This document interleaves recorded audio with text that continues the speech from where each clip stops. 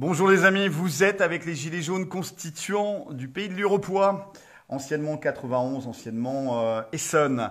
Nous sommes aujourd'hui avec Fadi Kassem. Merci citoyens, merci camarades d'être là. Nous allons parler de Platon, du combat contre la corruption, déjà à l'époque, corruption par l'argent, corruption par les honneurs.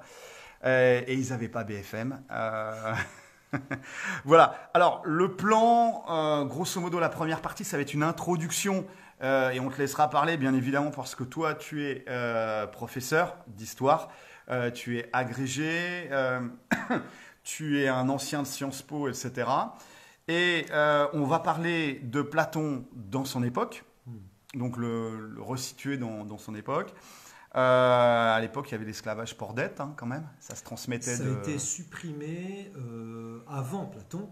Ça a été supprimé vers le 6e siècle avant Jésus-Christ. En fait, l'esclavage pour dette, quand il est supprimé, ça signifie la mort la naissance de la démocratie. Et on va juste revenir au plan. Donc ça, la première partie, ça sera l'introduction Platon dans son époque. Exactement. Deuxième partie, les idées fortes de Platon. Donc en sous-partie, le combat contre la corruption. Et la deuxième sous-partie, ça sera la recherche du meilleur régime politique possible. Ouais. C'est des choses qui nous intéressent aussi en tant que Gilets jaunes. T'as raison. La troisième partie, ça sera les limites de la pensée de Platon, parce que ça reste un homme. Voilà, et il y en a dans son époque. Voilà, donc c'est la troisième partie, ça sera les limites. Et la quatrième partie, en guise de conclusion, Platon et les Gilets jaunes. Que dirait-il?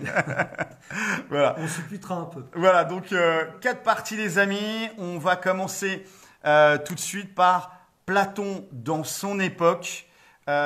Qui est Platon? De quoi vit-il? D'où vient-il? Qu'est-ce qui se passe à son époque? À toi la parole. Bon, c'est important parce que de toute façon, le principe de l'histoire, c'est toujours de recontextualiser. Alors aujourd'hui, on nous sort souvent oui, non, c'est pas la peine, le contexte, on s'en fout. Un tel a fait ci, un tel a dit ça, c'est un salaud. Bon, je dis ça parce que Platon, au passage, a pu être qualifié de penseur totalitaire par des pseudo-historiens. Mais passons.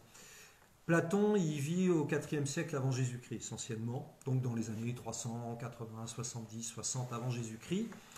Il a vu, c'est important, il a vu la défaite d'Athènes, qualifiée de démocratie. Je dis bien qualifiée de démocratie parce qu'en réalité, il n'y avait que 10% de personnes qui étaient citoyens sous Athènes.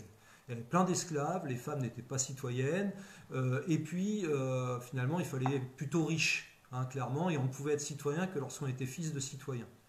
Je dis tout ça parce que Platon a connu ça. Il a connu une démocratie qui n'est pas une vraie démocratie. Il a connu aussi la défaite enfin, il a connu. Il a plutôt vu, il a analysé les causes de la défaite d'Athènes par rapport à Sparte. Et Sparte apparaît comme un modèle pour lui. Or, Sparte était une aristocratie en quelque sorte. Alors, permets-moi juste de te poser quelques questions. Par rapport à Alexandre le Grand, par rapport à Léonidas. C'est avant. Donc c'est avant Alexandre le Grand. Ouais, c'est avant Alexandre le Grand parce qu'Alexandre le Grand entreprend ses conquêtes. Il est mort en 323 avant Jésus-Christ, Alexandre le Grand, et il a réalisé en 11 années une énorme conquête qui partait de la Méditerranée orientale, de la Grèce, etc., jusqu'à l'Indus. Je dis ça parce que Platon, lui, il a vécu entre la défaite d'Athènes en 404 avant Jésus-Christ et l'arrivée au pouvoir d'Alexandre le Grand. Et Platon, il analyse ce qu'on a appelé une sorte de, pas le siècle d'or, mais la période de la démocratie athénienne au IVe siècle. Ce n'est pas une vraie démocratie. Et on verra pourquoi. Et justement, Platon, il est là à se demander, mais dans le fond, cette cité magnifique, Athènes, censée être une grande cité démocratique, pourquoi a-t-elle perdu? Et il va chercher les causes de la défaite contre Sparte. Et deux, il va se demander, mais dans le fond, quel est le meilleur régime politique possible pour pouvoir avoir une cité véritablement unifiée? Alors, la guerre de Troie, c'est avant, c'est après? Bien avant. C'est bien avant. Si tu veux, c'est bien avant. Et puis bon, il y a toute une logique, toute une légende autour de Troie, du cheval. Ça, c'était plusieurs siècles avant Platon. Platon, c'était après le fait qu'Athènes se soit opposée d'abord historiquement aux Perses. C'était au début du 5e siècle avant Jésus-Christ. Et puis ensuite au grand rival Sparte. Sparte qui a pas mal inspiré Platon dans sa réflexion. Alors, Léonidas, les Spartiates, les 300, etc., c'est à quelle époque par rapport à Platon? Les 300, c'est fin du 5e siècle. Donc, si tu veux, on est un peu dans cette logique juste avant Platon. Platon, c'est d'ailleurs un disciple à la base de Socrate, qui a été condamné à mort d'ailleurs à Athènes et qui a été condamné à boire de la ciguë, mort comme ça. Et ça m'a un petit peu marqué. Et justement, il a pas mal réfléchi aussi par rapport à ça. Mais finalement, est-ce que ce régime dit démocratique n'est pas un peu corrompu sur les bords? On a un livre de référence.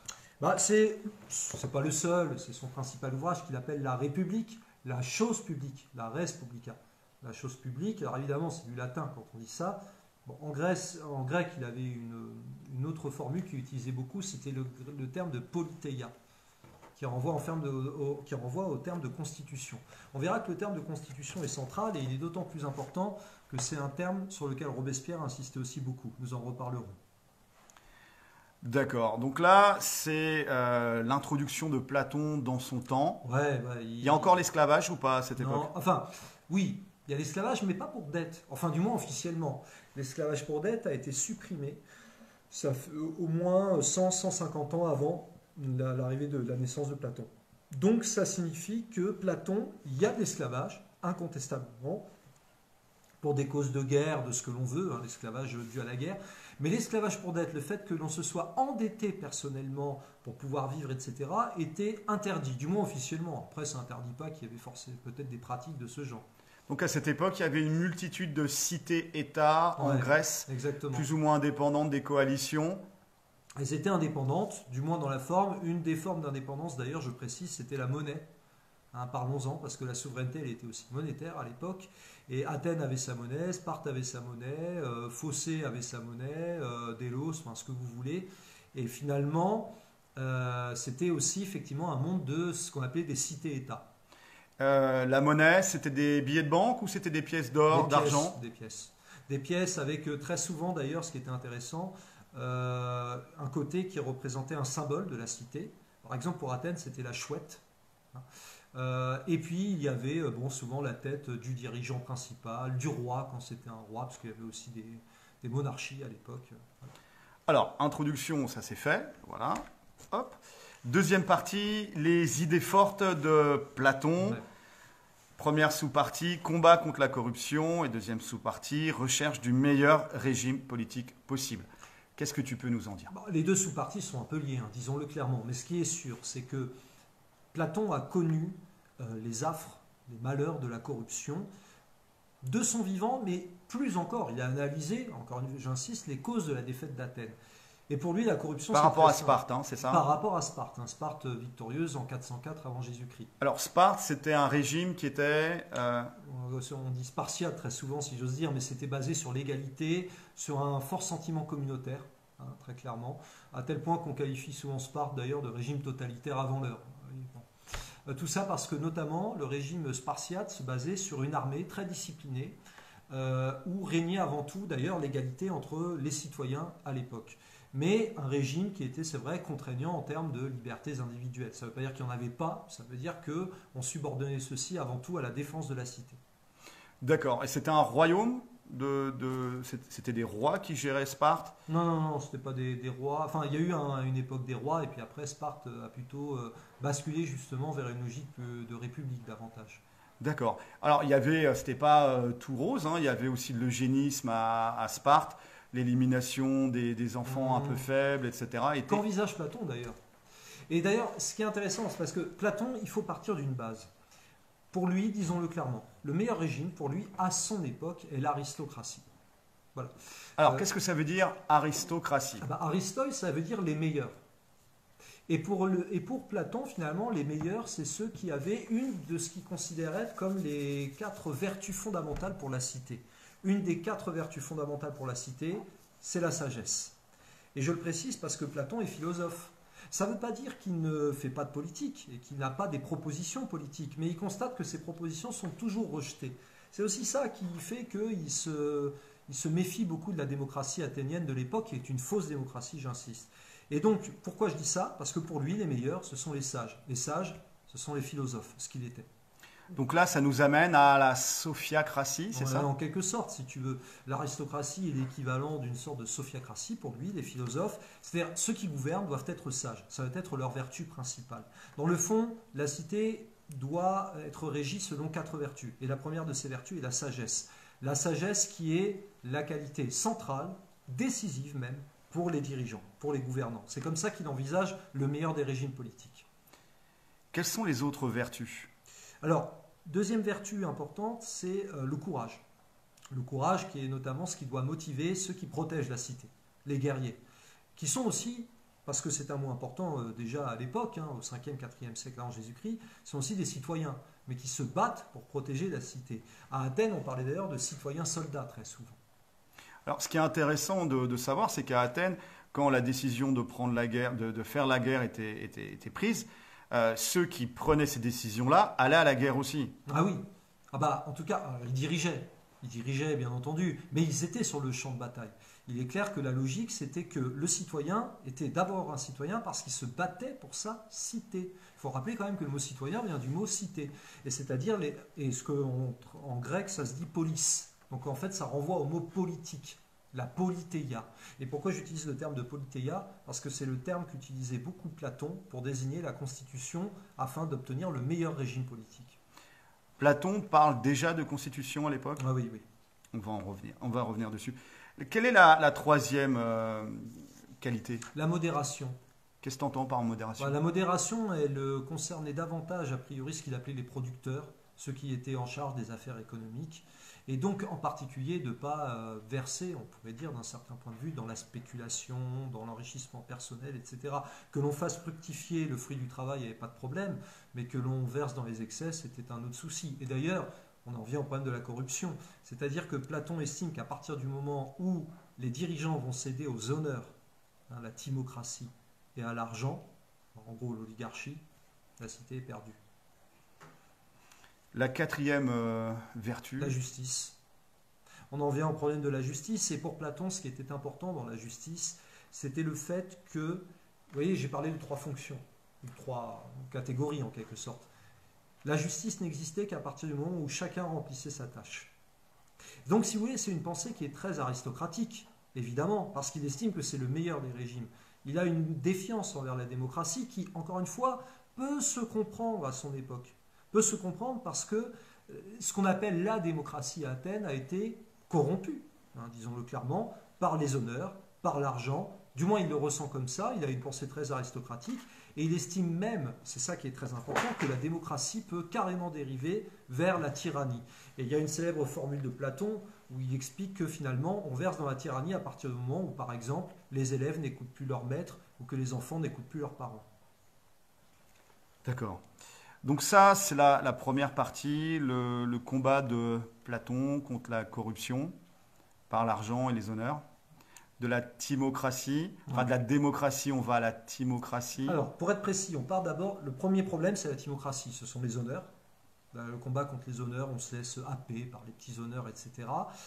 Et ça peut déboucher sur la constitution d'un pouvoir de quelques-uns, mais quelques-uns qui ne sont pas les meilleurs, mais ceux qui vont viser avant tout comme objectif l'argent et le renouvellement de l'argent. Ça s'appelle l'oligarchie. En gros, c'est ce que nous connaissons aujourd'hui. Et l'aristocratie, qui est considérée comme un bon régime par Platon, donc peut dériver vers l'oligarchie en passant par le biais des honneurs, la timocratie, qui débouche sur quoi? L'oligarchie. Et alors, dans sa recherche du meilleur régime politique possible, comment il voit les choses? Alors, en fait, Platon, c'est vrai, utilise le terme de vertu. Il s'intéresse beaucoup à la question de la vertu. La vertu est double. Elle est individuelle et collective. C'est d'abord la vertu de la cité.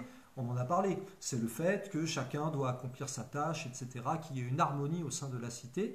C'est une pensée qui est à la fois hiérarchisée, disons-le clairement, et en même temps unitaire. Il y a l'idée que l'unité de la cité dépend du fait que chacun accomplit sa tâche. Et puis d'un point de vue individuel, il y a une confrontation, je simplifie un petit peu la confrontation pour que ce soit plus clair, entre la raison et le désir. Ça, c'est important. Le désir, c'est ce qui finalement favorise la corruption. C'est ce qui pousse à réclamer des honneurs, à vouloir de l'argent, bref, à réclamer du pouvoir, non pas pour le bien de la cité, collectif, mais avant tout pour soi-même. Donc là, est-ce qu'on parle de l'individualisme? Est-ce que ça a une part à jouer? Je pense qu'il est préférable d'utiliser le terme d'égoïsme, vraiment, et nous verrons pourquoi, parce que c'est ce terme-là qui a été véritablement théorisé par les Mandeville, les Smith, c'est-à-dire ceux qui ont parlé du libéralisme et du capitalisme au XVIIIe siècle. Nous en reparlerons. On passe à la troisième partie, les limites de la pensée de Platon. Bah, justement, les limites, elles sont dans ce que j'ai dit. Platon est prisonnier de son temps. Il ne faut jamais faire d'anachronisme de ce point de vue. Qu'on dise que Platon est antidémocratique dans le sens où il n'aime pas la démocratie, c'est vrai, mais c'est vrai pour son époque. Il a vu les méfaits de la démocratie qui a basculé dans la corruption de dirigeants au demeurant. Mais encore une fois, c'est là où peut-être il faut faire attention, parce que ce n'est pas parce que la démocratie, la fausse démocratie, j'insiste, seulement 10% de la population d'Athènes était citoyenne, 10%. Et encore, il y avait 40 000 citoyens au 5e siècle, ça passe à 20 000 citoyens au 4e siècle. Il y avait 10 fois plus d'esclaves. Les femmes n'étaient pas citoyennes. Donc il faut bien avoir ceci en tête. C'est-à-dire que dans le fond, la démocratie, pour Platon, est un régime mauvais, d'autant plus que lui estime qu'il fait partie des meilleurs, des aristoïs, et par conséquent, il estime que la politéia, la seule constitution possible, elle doit être aristocratique. Aujourd'hui, ça n'a plus de sens, parce que c'est ne pas accorder la confiance, et finalement, c'est la clé de tout, c'est ne pas accorder la confiance à la population qui, ce n'est pas le cas à l'époque, peut être beaucoup plus instruite aujourd'hui. Et c'est ce que d'ailleurs, vous, les Gilets jaunes constituants 91, vous n'arrêtez pas de faire depuis le début. Ok, la quatrième partie serait Platon à l'époque actuelle. Platon revient. Comment ça se passe? Comment il voit les choses? Justement, ce serait difficile à dire dans la mesure où il a cette pensée aristocratique. Je dirais qu'il comprendrait au moins le mouvement. Il comprendrait le mouvement des Gilets jaunes parce qu'il verrait un mouvement qui s'élève contre l'injustice. Or, c'est un mot central pour Platon, la question de la justice. Et Platon verrait quand même que à mon avis, il verrait que nos dirigeants ne remplissent pas leur fonction de sage. Et je dirais même aussi de modération, parce que la modération, qui doit faire partie des forces de l'ordre, en quelque sorte, de ceux qui protègent la cité, elle se retourne contre la population. Donc là, il y a un dysfonctionnement véritable de la cité. Donc, à mon avis, au pire, il comprendrait. Au mieux, il soutiendrait. Bon, merci Fadi Kassem pour toutes ces informations sur Platon. Ça nous donne envie d'aller creuser. Ce que Platon n'a pas fait à son époque, mais qui va se passer, c'est-à-dire que les soulèvements qui éclateront au fil de l'histoire, ils vont prendre une teneur très importante, notamment au début du XVIe siècle en terre allemande avec Thomas Müntzer. Nous allons en parler ensuite. Donc là, c'est le sujet de la deuxième vidéo. Exactement. À tout à l'heure, les amis. On va lancer une deuxième vidéo sur Thomas Müntzer. Müntzer, voilà. Après Platon, j'espère que ça sera aussi intéressant que cette vidéo sur Platon. C'est vrai qu'à l'école, on a fait un petit peu l'impasse sur Platon. S'il n'y avait que lui, ma foi. C'est bizarre. C'est peut-être voulu aussi. Fait-on de l'histoire à l'école? C'est ça la vraie question. Mais l'intérêt, c'est que déjà, on en parle.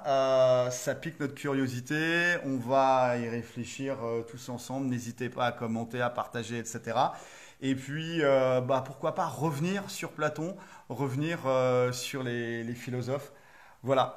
Force et honneur, les amis. On ne lâche rien, bien évidemment. Et on va passer d'ici quelques minutes à la deuxième vidéo sur Thomas Müntzer, un parfait inconnu pour nous, on doit être clair là-dessus, mais pourtant, grâce à Fadi Kassem, vous verrez. Voilà, ça va envoyer du lourd. À très bientôt. À très vite.